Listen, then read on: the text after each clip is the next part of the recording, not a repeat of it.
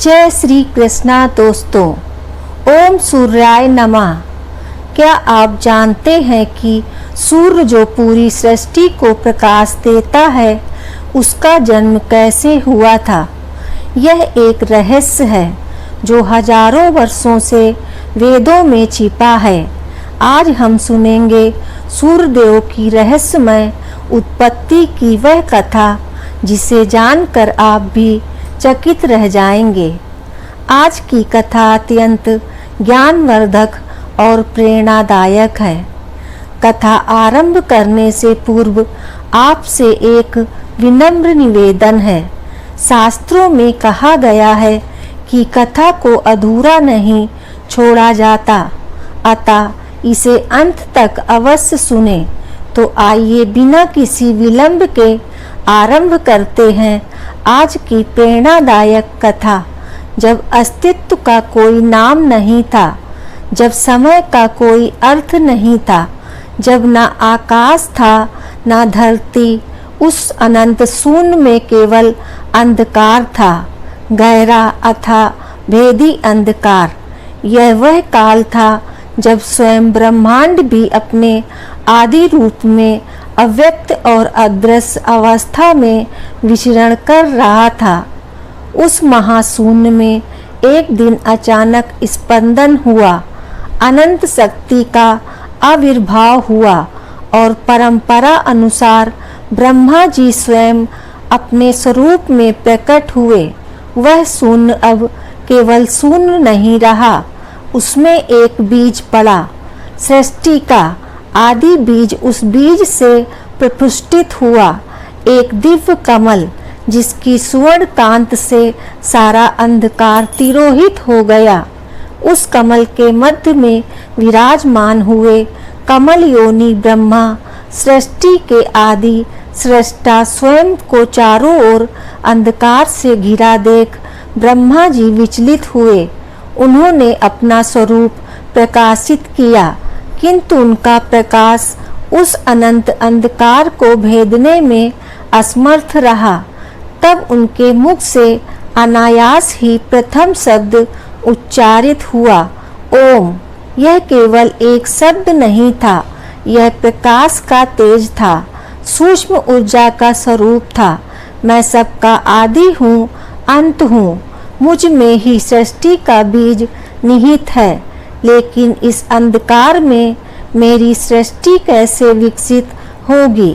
ब्रह्मा ने विचार किया।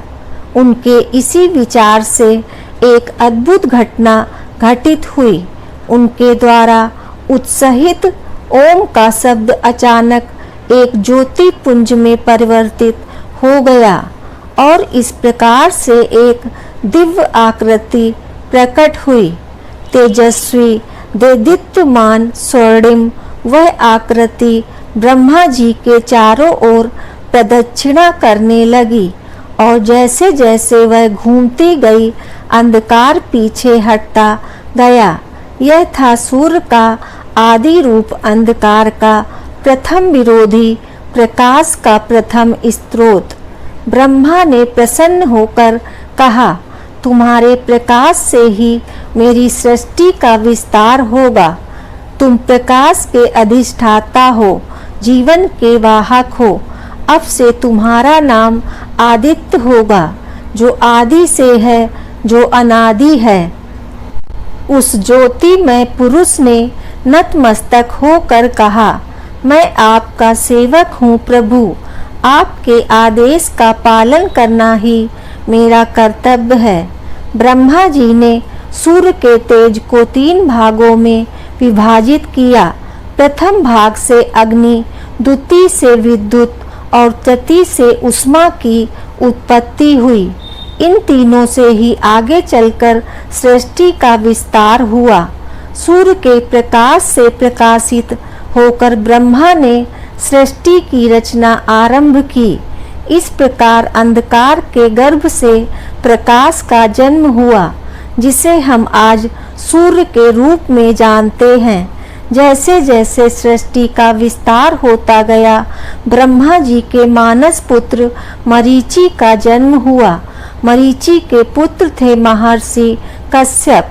जिनका तप और तेज अद्वितीय था। कश्यप का विवाह प्रजापति दक्ष की 13 कन्याओं से हुआ, जिनमें अदिति और दत्ति प्रमुख थी। अदिति देव माता कहलाए और दत्ति असुर माता। एक बार की बात है, जब देवताओं और असुरों के बीच भयंकर युद्ध हुआ।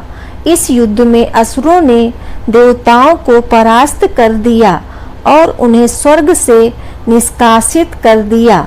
देवताओं की इस दुर्दशा को देखकर अदिति का हृदय व्यथित हो उठा। उन्होंने अपने पति महर्षि कश्यप से कहा, स्वामी, हमारे पुत्र देवता अब अनाथों की भांति इधर उधर भटक रहे हैं। उन्हें उनका अधिकार दिलाने के लिए कुछ कीजिए। कश्यप बोले, देवी, इसका केवल एक ही उपाय है।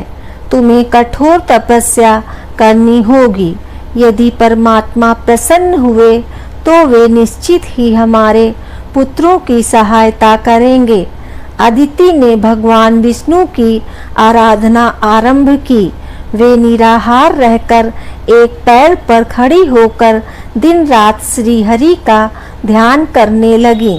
उनकी अखंड तपस्या से प्रसन्न होकर एक दिन भगवान विष्णु प्रकट हुए।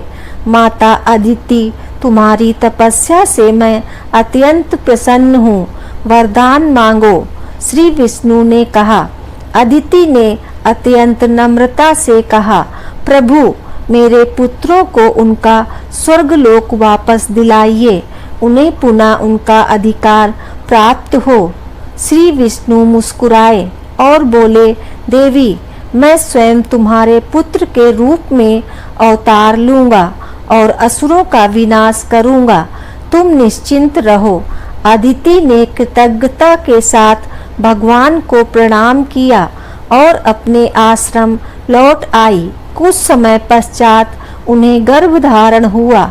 वह गर्भ काल अत्यंत दिव्य और अद्भुत था।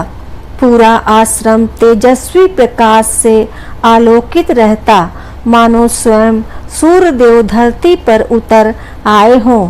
परंतु जैसे जैसे समय बीतता गया, गर्भ में स्थित शिशु का तेज इतना तीव्र होता गया कि अदिति के लिए उसे धारण करना कठिन हो गया।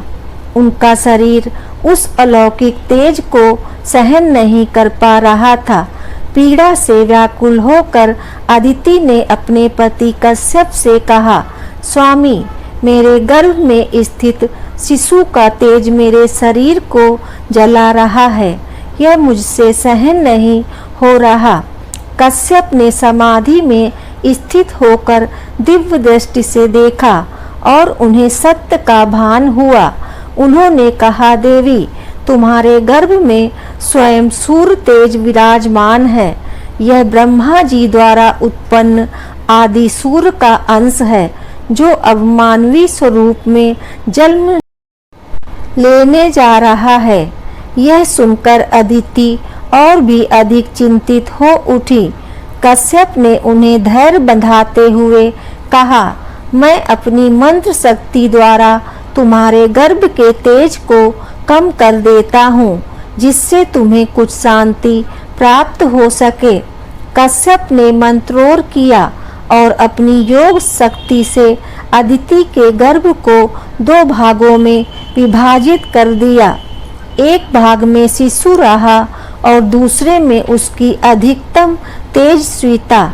समय आने पर अदिति ने एक अत्यंत तेजस्वी पुत्र को जन्म दिया, जिसका संपूर्ण शरीर स्वर्णिम आभा से चमक रहा था। उसके जन्म लेते ही चारों दिशाओं में दिव्य प्रकाश फैल गया। आकाश में देव दुदुम्बियां बज उठी और देवताओं ने पुष्प वर्षा की। किंतु उसी क्षण एक विलक्षण घटना घटित हुई।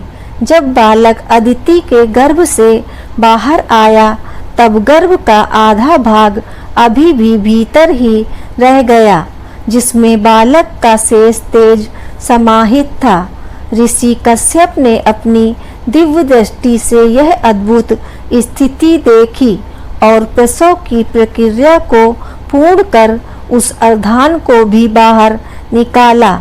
इस प्रकार अदिति के गर्भ से दो अलग अलग रूपों का जन्म हुआ, एक जीवित बालक और दूसरा तेजस्वी अंड, क्योंकि वह बालक अर्धन से उत्पन्न हुआ था। अतः उसका नाम मातंड अर्थात वह सूर्य जो अर्धन से उत्पन्न हुआ बालक के शरीर का अधिकांश तेज उस दूसरे भाग में समाहित था, जिसे आकाश में स्थापित किया गया, और वही तेजस्वी गोला कालांतर में सूर्य कहलाया। इस प्रकार मातंड सूर्य दो रूपों में विद्यमान हुए, एक मानवीय रूप में और एक आकाशीय तेज गोलक के रूप में। उनके जन्म से ही असुर भयभीत होकर भाग खड़े हुए और देवताओं को पुनः स्वर्गलोक प्राप्त हो गया। इस प्रकार देव माता अदिति और महर्षि कश्यप के पुत्र रूप में मातंड सूर्य का जन्म हुआ, जिन्हें विवस्वान के नाम से भी जाना जाता है। मातंड सूर्य का तेज दिन प्रतिदिन बढ़ता गया। उनके शरीर से निकलने वाली किरणें इतनी प्रखर थीं कि कोई भी उनके समीप जाने का साहस नहीं कर पाता था। स्वयं माता अदिति भी उनके निकट आने से भयभीत रहती थी। सूर्यदेव अपनी इस स्थिति से अत्यंत व्यथित हो उठे। वे अकेलेपन और उपेक्षा से घिर गए थे। एक दिन भगवान शिव कैलाश से भ्रमण करते हुए उस स्थान पर पहुँचे जहाँ सूर्य ध्यान में लीन थे। शिव का ध्यान उस अलौकिक तेज की ओर गया जो सूर्य से निकल रहा था। यह कौन है जिसका तेज इतना असहनीय है? शिव ने सोचा। उन्होंने अपने तीसरे नेत्र में देखा और जाना कि यह तो स्वयं मातंड सूर्य हैं, जो अपने ही तेज से व्याकुल हैं। शिव ने स्नेह पूर्वक पूछा, हे मातंड, क्या तुम स्वयं अपने तेज से क्लांत और पीड़ित नहीं हो? सूर्य ने सिर झुकाकर उत्तर दिया, हे महादेव, मेरा तेज इतना प्रखर है कि कोई भी मेरे समीप नहीं आता। मेरी माता भी मुझसे दूरी बनाए रखती है। मैं इस स्थिति से अत्यंत दुखी हूँ। कृपया कोई उपाय बताएं जिससे मेरा तेज संतुलित हो जाए। भगवान शिव ने करुणा से देखा और बोले, हे सूर्य, मैं तुम्हारे तेज को 3 भागों में विभाजित कर दूंगा, जिससे तुम्हारा जीवन सहज हो सकेगा और सृष्टि भी संतुलित रूप से प्रकाशित हो सकेगी। इतना कहकर शिव ने अपना त्रिशूल उठाया और सूर्य को 3 भागों में विभाजित कर दिया। एक भाग से प्रातः काल का सूर्य, दूसरे से मध्याह्न और तीसरे से संध्या का सूर्य प्रकट हुआ। इस प्रकार सूर्य के 3 रूप हुए, अरुणोदय, स्वविश्वान और अस्ताचल सूर्य, जिनसे दिन के 3 काल निर्मित हुए। सृष्टि संतुलित हो गई और सूर्य का तेज सम्यक रूप से धरती को आलोकित करने लगा। पहला भाग सूर्य के मानवीय स्वरूप में रहा, दूसरा भाग उस अंडे में समाहित हो गया जो आकाश में स्थापित था, और तीसरा भाग पृथ्वी पर अग्नि के रूप में स्थित हुआ। अब तुम अपने मानवीय रूप में सामान्य जीवन व्यतीत कर सकोगे। शिव जी ने कहा, आकाश में स्थित वह अंडा संपूर्ण ब्रह्मांड को प्रकाशित करेगा और अग्नि के रूप में तुम यज्ञों में आहुति लेकर मनुष्यों की सेवा करोगे। सूर्य ने कृतज्ञता पूर्वक शिव जी को नमन किया। अब उनका तेज इतना सहनीय हो गया था कि लोग उनके समीप आ सकते थे। माता अदिति सबसे पहले दौड़कर अपने पुत्र से लिपट गईं और उन्हें हृदय से लगा लिया। श्री शिव द्वारा विभाजित उस दिव्य अंडे से एक अद्भुत घटना घटी। उस अंडे से एक प्रकाश पुंज निकला जो साकार होकर एक सुंदर युवक में परिवर्तित हो गया। वो युवक अत्यंत मनोहर था। उसके शरीर से तेज की किरणें प्रस्फुटित हो रही थीं। यही था विवस्वान सूर्य का दिव्य प्रतिरूप जो आकाश में स्वर्णिम रथ पर सवार होकर समस्त ब्रह्मांड को प्रकाश देने लगा। आकाश में स्थित सूर्य और पृथ्वी पर विचरण करने वाले मातंड दोनों एक ही आत्मा के दो भिन्न स्वरूप थे। मातंड सूर्य अब सामान्य जीवन जीने लगे, जबकि आकाशी सूर्य अपने रथ पर सवार होकर प्रतिदिन पूरब से पश्चिम की यात्रा करने लगे, जिससे दिन और रात का चक्र आरंभ हुआ। यह विभाजन सूर्य की उत्पत्ति का एक अद्भुत और रहस्यमय पक्ष था, जिससे उनका अस्तित्व दिव्य और मानवीय दोनों रूपों में विभक्त हो गया। अब सूर्य युवावस्था में पहुंच गए थे। देवी अदिति और ऋषि कश्यप उनके विवाह को लेकर चिंतित हो उठे। उसी समय त्रिलोक में प्रसिद्ध देवी संज्ञा देव शिल्पी विश्वकर्मा की पुत्री अपने तेज और सौंदर्य के लिए जानी जाती थी। एक दिन देव ऋषि नारद विश्वकर्मा के भवन पहुँचे। विश्वकर्मा ने उनका आदर पूर्वक स्वागत किया और पूछा, हे देव ऋषि, आपके आगमन का उद्देश्य जानना मेरे लिए सौभाग्य की बात होगी। नारद जी मुस्कुराए और बोले, मैं एक विशेष प्रस्ताव लेकर आया हूँ।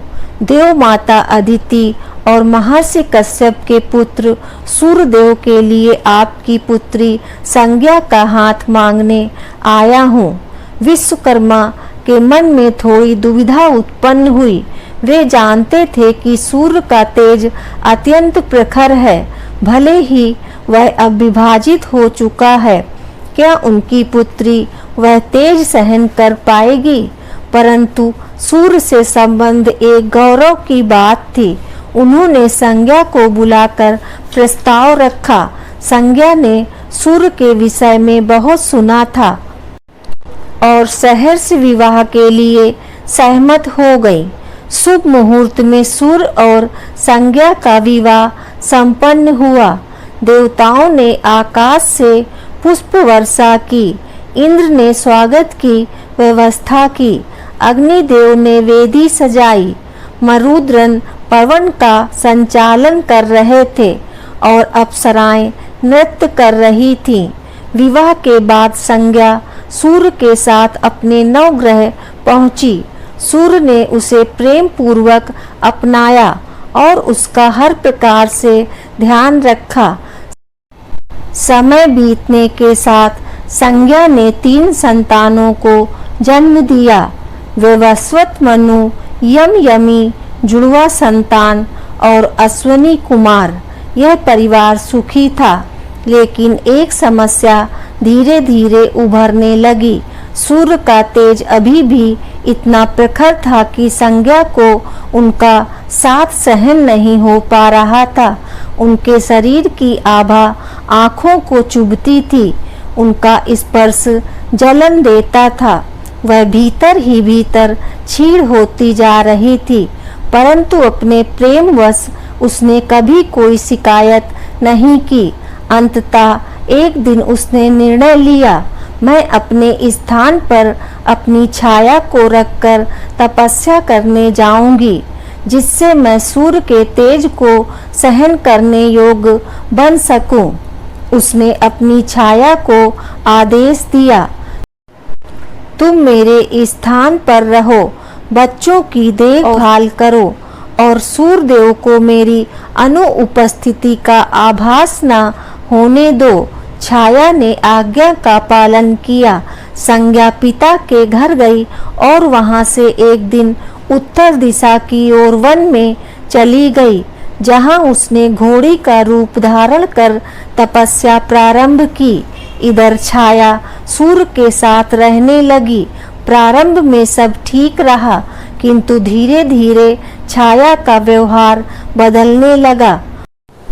उसने वैवस्वत मनु, यम और यमी के साथ रूखा व्यवहार करना शुरू कर दिया और अपने दो पुत्र सावनी मनु और शनि को अधिक प्रेम और विशेषाधिकार देने लगी। यम के साथ तो वह कठोरता की सारी सीमाएं लांघ गई। एक दिन क्रोधित यम ने छाया को पैर से झटका दिया, जिससे क्रोधित होकर छाया ने उसे श्राप दे दिया, तुम्हारा पैर सड़ जाएगा। यह सुन यम भयभीत हो गए और सूर्य के पास पहुंचकर बोले, पिताश्री, मैंने माता का अपमान नहीं किया था, फिर भी उन्होंने मुझे ऐसा भयंकर श्राप दे दिया। क्या माता अपने पुत्र को ऐसा श्राप देती है? सूर्य चिंतित हुए और उन्होंने अपनी दिव्य दृष्टि से संपूर्ण ब्रह्मांड का अवलोकन किया। उन्हें सच्चाई का पता चल गया। वे छाया के पास आए और उससे सत्य पूछने लगे। भयभीत छाया ने सारी बात स्वीकार कर ली। संज्ञा की पीड़ा, उसका वन गमन और छाया के रूप में स्वयं के रहने की बात सूर्य यम को सांत्वना देते हुए बोले, पुत्र, तुम्हारा पैर नहीं सड़ेगा, किंतु उसमें कीड़े पड़ेंगे और उसी से मानव जाति उत्पन्न होगी। तुम मृत्यु के देवता बनोगे और जीवों का न्याय करोगे। फिर सूर्य संज्ञा की खोज में चल पड़े। वे विश्वकर्मा के पास पहुँचे, जिन्होंने बताया कि संज्ञा उत्तर दिशा में तप कर रही है। सूर्य ने भी घोड़े का रूप धारण किया और उत्तर दिशा की ओर चल पड़े। हिमालय की एक घाटी में उन्हें तपस्या करती घोड़ी रूपी संज्ञा दिखाई दी। संज्ञा उन्हें देख भागने लगी। सूर्य भी पीछे दौड़े। दोनों एक दूसरे के चारों ओर चक्कर काटने लगे और उसी समय उनके सहयोग से अश्विनी कुमार द्युति का जन्म हुआ। अंततः सूर्य ने अपना रूप प्रकट किया। संज्ञा उनके चरणों में गिर पड़ी और क्षमा मांगने लगी। सूर्य ने उसे उठाया और कहा, तुमने मुझसे अपनी व्यथा क्यों नहीं कही? संज्ञा ने आंसुओं के साथ उत्तर दिया, स्वामी, मैं आपको दुखी नहीं करना चाहती थी। सूर्य उसे लेकर विश्वकर्मा के पास गए और आग्रह किया, हे देवशिल्पी, मेरा तेज कम कीजिए, जिससे मेरी पत्नी मेरे साथ रह सके। विश्वकर्मा ने एक खरादी पर सूर्य को रखकर उनका तेज रगड़कर कम किया। जैसे जैसे तेज कम हुआ, सूर्य का रूप और सौम्य होता गया। उसी तेज की धूल से उन्होंने देवताओं के दिव्य अस्त्र बनाए। विष्णु का सुदर्शन चक्र, शिव जी का त्रिशूल, कुबेर की गदा, कार्तिकेय का शक्ति अस्त्र और पुष्पक विमान। यह सब देखकर संज्ञा भाव विभोर हो उठी। अब वो सूर्य के साथ सुखपूर्वक रहने लगी। विश्वकर्मा ने सूर्य को एक दिव्य रथ भेंट किया, जिसमें 7 घोड़े जुड़े थे। 7 घोड़े 7 छंदों के प्रतीक थे और उसका सारथी बनाया गया। अरुण संज्ञा का भाई छाया को भी क्षमा कर घर में सम्मानजनक स्थान दिया गया। यमधर्मराज बने। वैवस्वत मनु ने पृथ्वी पर मानव सभ्यता की नींव रखी। अश्विनी कुमार देवताओं के वैद्य बने। सावनी मनु भविष्य के मनवंतर के अधिपति बने और शनि एक ग्रह के रूप में प्रतिष्ठित हुए। काल चक्र चलता रहा। सूर्य प्रतिदिन अपने स्वर्णिम रथ पर सवार होकर पूरब से पश्चिम की यात्रा करते रहे, जिससे दिन रात्रि का संचालन हुआ। एक दिन संज्ञा ने सूर्य से पूछा, स्वामी, क्या आप थकते नहीं? आप यह यात्रा क्यों निरंतर करते हैं? सूर्य ने गंभीरता से उत्तर दिया, प्रिय, जब तक यह सृष्टि है मेरा कर्तव्य चलता रहेगा, मेरे रुकने से जीवन रुक जाएगा। संज्ञा ने उनके त्याग और निष्ठा को नमन किया। महर्षि व्यास ने सूर्य से ज्ञान मांगा, पाणिनि ने व्याकरण और कई ऋषियों ने उनसे विद्याएं प्राप्त की। श्री कृष्ण ने स्वयं अर्जुन से कहा, प्रकृति के इस महान ज्योति स्वरूप को मैं अपनी योग माया से संचालित करता हूँ। सूर्य का तेज ही जीवन है। एक श्लोक में कहा गया है, आदित्य तस् नमस्कार ये कुर्वन्ति दिने दिने जन्मांतर सहस्रेषु दरिद्रम नोप्यते, अर्थात जो प्रतिदिन सूर्य को नमस्कार करता है वह हजारों जन्मों तक दरिद्र नहीं होता। यह कथा केवल सूर्य की नहीं बल्कि त्याग, प्रेम, तप और कर्तव्य की वह महागाथा है जो सृष्टि को जीवन देती है। प्रेम से बोलिए जय श्री हरि विष्णु नारायण की। दोस्तों, आपको ये कथा कैसी लगी कृपया कमेंट करके ज़रूर बताएं। वीडियो पसंद आया हो तो लाइक करें और आगे के ऐसे ही वीडियो के लिए चैनल को सब्सक्राइब अवश्य करें। धन्यवाद आपका। जय श्री कृष्णा।